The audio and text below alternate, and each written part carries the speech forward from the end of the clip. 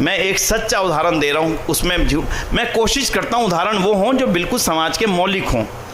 करीब 1.5 साल पहले मेरे हनुमान रोड आर्य समाज में एक सज्जन आए अपने किसी मित्र को लेकर के। विनय जी आपसे मिलवाना है। अब आप थोड़ा थोड़ा घर के बारे में सोच लेना जो मैं घटना बताने जा रहा हूँ आपसे। नौजवान की हाइट थी 6 फुट 2 इंच, उम्र थी लगभग 20 साल। मैंने कहा क्या बात हुई? बोला ये अलग कमरे में आइए। मैं अलग कमरे में बैठा। बोला जी ये ना अपने परिवार में अकेला लड़का है, गाजियाबाद में इनका घर है, बड़ा अच्छा व्यापार है, 300-400 करोड़ रुपए का व्यापार है, जैन परिवार है, अग्रवाल जैन परिवार है, हिंदू। ये जो लड़का जिसको मैं मिलवाने लाया हूँ ये मुसलमान बन गया।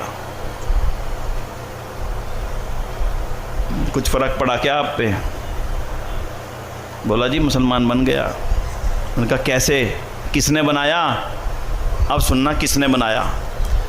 बोला इन्हीं की फैक्ट्री में काम करने वाले एक मुस्लिम नौकर ने बनाया जो अनपढ़ है। वो इससे प्रश्न पूछता था, ये उस प्रश्न को घर में पूछता था, घर में उसका उत्तर कोई नहीं मिलता था। उसकी बातें ठीक लगने लगी, अपने यहाँ की बातें बुरी लगने लगी। अंत में इसने उसको स्वीकार कर लिया। घर में वो ले आया, ये पहनना शुरू कर दिया, ये बिछाना शुरू कर दिया, भूखे रहना शुरू कर दिया।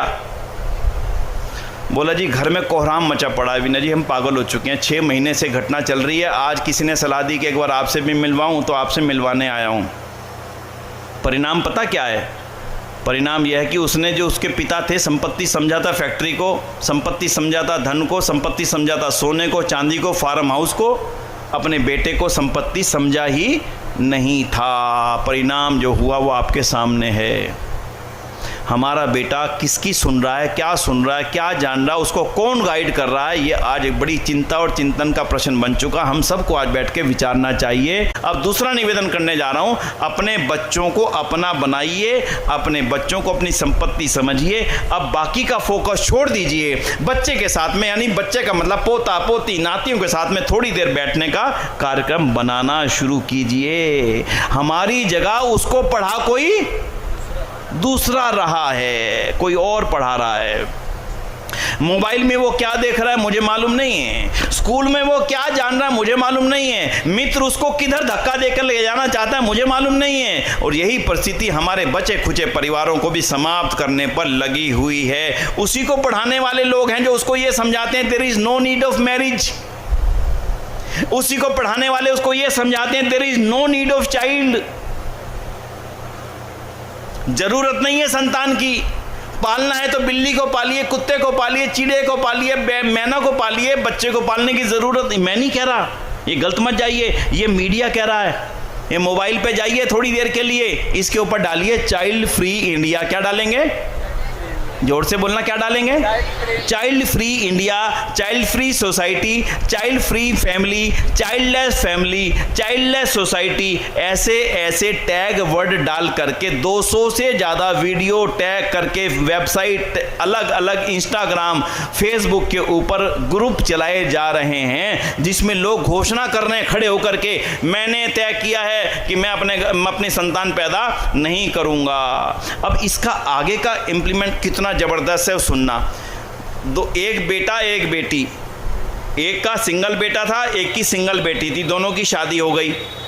दोनों की शादी के बाद उन्होंने फैसला कर लिया कि हमें संतान नहीं चाहिए।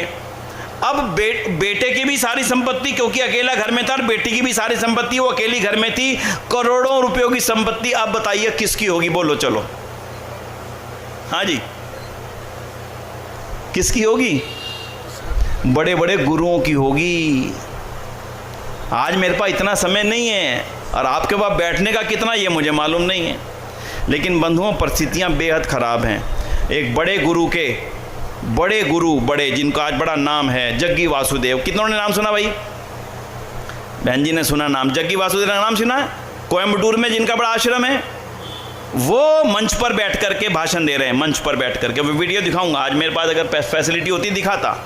वो क्या भाषण दे रहे हैं सुनना ध्यान से। उनको एक ने पूछा, अच्छा गुरुजी, अगर कोई महिला संतान ना पैदा करना चाहे तो आप उसे क्या कहना चाहेंगे? Oh I give her the great honour, I give him award. और गुरु जी क्या कह रहे हैं, मैं उसको सम्मान देना चाहूंगा, अवार्ड देना चाहूंगा। कौन सा गुरु कह रहा मालूम? जिसके लाखों युवा फॉलोअर हैं और अंग्रेजी पढ़े लिखे वाले फॉलोअर हैं। ये अपने आप नहीं कह रहा, वो कहलवाया जा रहा है उसके मुख से, ताकि उसका प्रभाव हमारे आने वाली पीढ़ी पर पड़ सके। अब आपका प्रभाव नहीं होगा बच्चों के साथ, आपकी इंटरेक्शन बच्चों के साथ नहीं होगी, तो किसकी होगी? उनकी होगी। इसलिए बोलता हूं अपने परिवारों को संपत्ति समझो। आज के बाद में छोड़ दो चीजें, घर बैठो, बेटा इकट्ठा बैठेंगे, पूछो बेटे आज कहां गए थे, क्या पढ़ा, क्या देखा, किससे मिले, क्या बातचीत हुई, मुद्दों को उठाइए, उनके साथ चर्चा कीजिए, तब आप बचेंगे, आपका परिवार बचेगा, ये समाज बचेगा। नहीं तो ये देश आपका होगा नहीं, नहीं होगा, नहीं रहेगा देश, नहीं रहेगा देश, नहीं रहेगा देश बंधुओं।